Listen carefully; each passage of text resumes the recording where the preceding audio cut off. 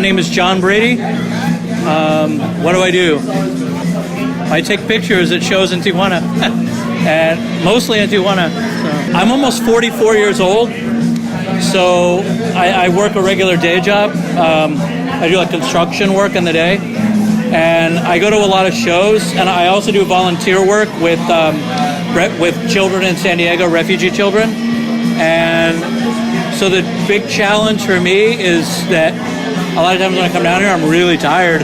So it's like I worked all day, I do the volunteer work, and then I come down here and it's like midnight, and I'm like, I just want to go to bed. But you know, when it's a really good band, I get a lot of energy off of that and take pictures, and I love it. So yeah, but just being tired, I guess, it's the biggest challenge. I shoot these days with a Nikon digital SLR.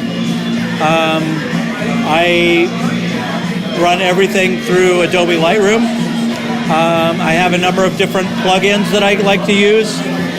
The Nik Effects Suite, which I can't remember the name. Their black and white processor I really like a lot. And then, it's Silver Effects Pro, and they have Color Effects Pro I use for a lot of the color photos.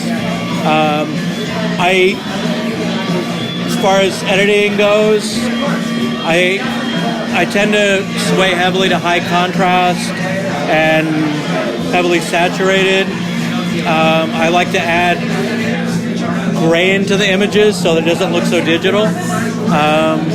And I don't know, beyond that, like a lot of people that go to the shows, and like for me, like when I look back at pictures from shows that I went to like 20 or 25 years ago, it makes me really happy because I'm like, oh my God, I was at that show and it was so great, and that band was so good, and oh, who was there with me? What friends? And I think when I capture these pictures, I'm kind of hoping that 10 or 20 years from now, some of the people in the pictures and stuff will look at them the same way.